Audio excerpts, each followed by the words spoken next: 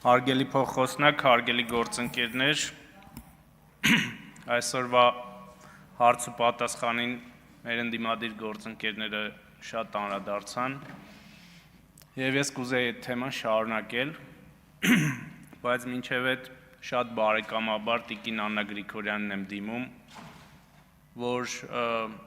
այստեղ քաղաքական թեմաները քննարկելիս բարոյականության խրատներ չտրվի պատգամավոր գործընկերներին, որովհետև չեմ կարծում, որ դա տենց ճիշտ ժանր է այստեղ, որովհետև եթե մի անաչառ դիտորդ իմ ու իրենց միջև տենց բարոյականության թեստ դներ, կարծում եմ իրանք դրանից պատվով դուրս չէին գա, եւ ես չեմ կարծում, որ սա այն ոչն է, որով մենք պետք է այստեղ շարունակենք։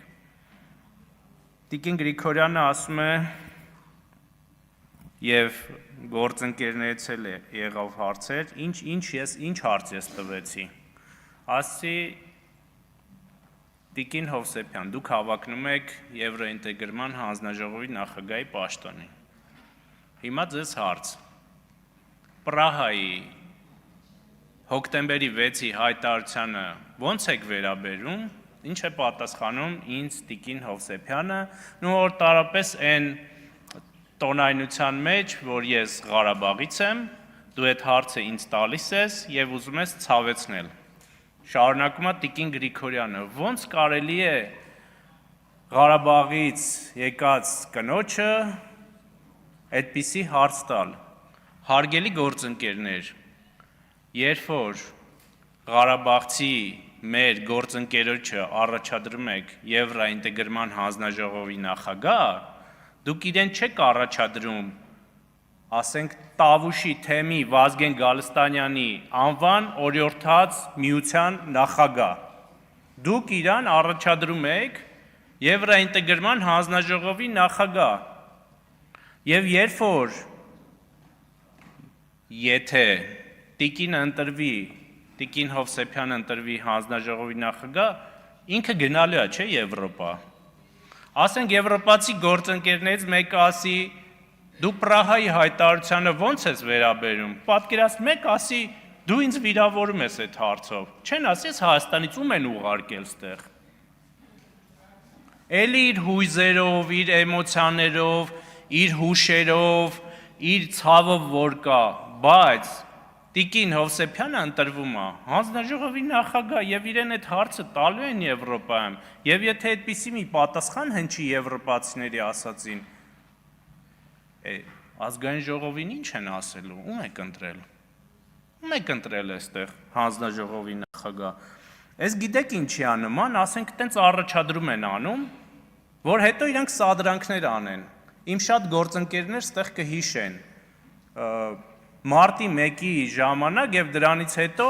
մի ոստիկան կար, անկեղծ ասած անունը չեմ հիշում, բայց տենց բազազ էին ասում իրան, փոխ ոստիկանապետ էր, թե ինչ էր,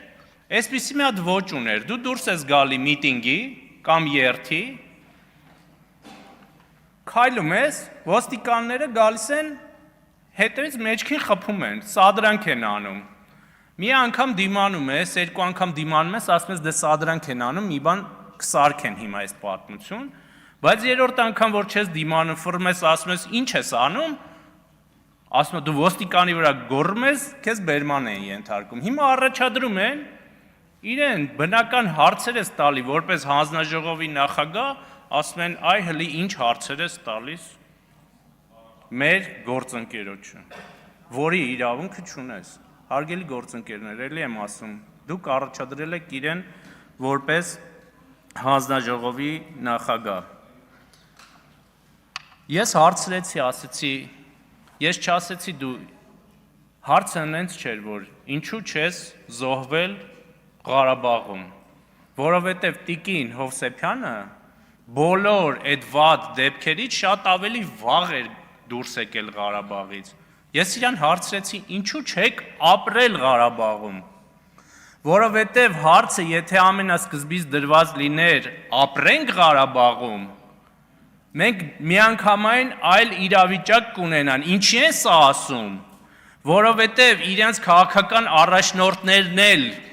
թռել են Ղարաբաղից։ Իրենք այդ վեկտորները թեքում են, երբ որ ասում ես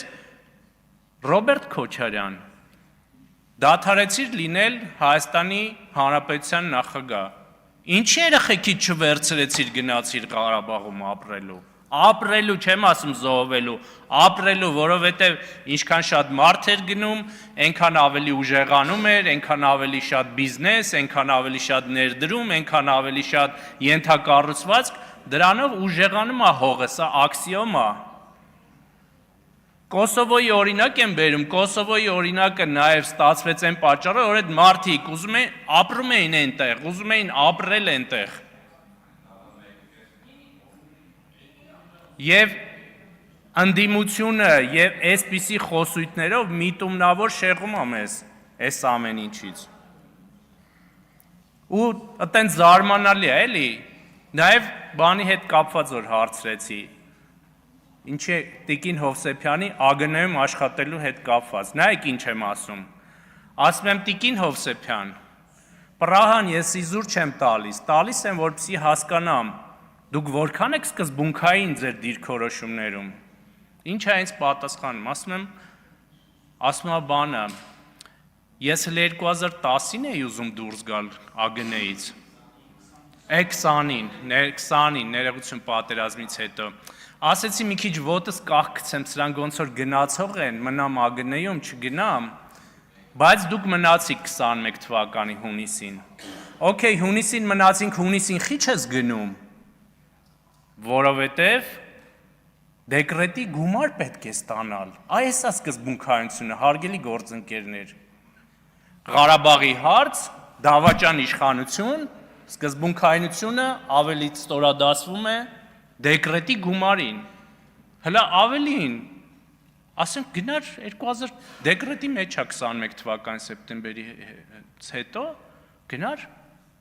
հոկտեմբերին, երբ որ 22 թվականի եղավ Պրահայի հայտարարություն դիմում գրի, էլի չի գրե, գնացլա 23-ի օգոստոսին է դուրս եկել ԱԳՆ-ից։ Այսինքն 4 տարի համարյա այս դավաճան իշխանությանը ինքը հանդուրժել է խիզախ մնալով ԱԳՆ-ում, տարբեր կարգավիճակներում։ Հետո էլ ասենք բանը, տենց ասում եմ 20 թվականի պատերազմից հետո դուրս եկա բանի միտինգի եւ փոքրամարմին կնոջը 4 ոստիկան բերման ենթարկեց, էսա ձեր եվրոինտեգրումը գնացեք եվրոպական ստանդարտներ ներդրեք ոստիկանությունում։ Մի անգամ գնա Եվրոպայում ցույցի մասնակցի, տես ոնց են քեզ բերման ենթարկում ու Երանի կտաս հայկական ոստիկանությանը բերման ենթարկելուց։ Գոնե կադրերը կան, մի հատ նայեք ինչ կոշտությամբ են այնտեղ անում եւ ստեղ ինչ բարեհամբույր են եւ բարեկիրթ մեր ոստիկանները բերման ենթարկելուց։ Ասում է բանը, տենց Սերժ Սարգսյանը, որ 2000 չեմ հիշում որ թվին էր, բայց ենթադրում եմ եւ վստահ եմ Տիկին Հովսեփյանը այդ ժամանակ արդեն չափահաս էր։ Այն որ ասում էր, ով որ իմ պաշտոնյաներից անկախությունը ճանաչի, նրան դուրս կշփրտեմ համակարգից։ 13 թիվ։ Այդ ընդվզում ինչի չեղավ։ Այդ ինչի ոչ մի տեղից դուրս չէի գալի, դիմում չէի գրում, փողոց դուրս չէի գալիս, չէի ընդվզում։ Թե ասենք Ղարաբաղյան կլանից է Սերժ Սարգսյանը, ձեզ աշկով արել, որ դե ուրիշ բանի համար եմ դա ասում, այդ տենց կամերաների համար եմ ասում։ Եվ այս ամենը բացահայտելու համար է հանձնաժողովի նախագահի թեկնածուին, բացահայտելու, որ տեսնեք ինչքանով է սկզբունքային, ասում է, բան, ես տեղ չէի, ներողություն եմ խնդրում, ուշացա 5 րոպե, իմ սկզբունքայնությունից է խոսում, Տիկին Հովսեփյանի խորհուրդ կտամ իր հարազատ քրոջը, հարցնի, որին դաս եմ տվել տարիներ շարունակ, թե որն է եղել իմ սկզբունքայնությունը եւ նա կուրսընկերներն էլ կպատմեն իմ սկզբունքայնության մասին, որը բազմիցս դրսևորվել է եւ իր ընտանիքի անդամը ականատես է եղել դրան։ Այսքանը հարգելի գործընկերներ, բայց քանի որ քննարկում ենք սոցիալական հանձնաժողովի մեր գործընկերոջ թեկնածությանը։ Ես կարծում եմ, որ մենք լավ ընտրություն ենք կատարել եւ Տիկին Բաղդասարյանը լավագույնս կդրսևորի իրենես պաշտոնում մեր ընտրության դեպքում, երևի լավագույն որակները այստեղ կդրսևորի։ Շնորհակալություն։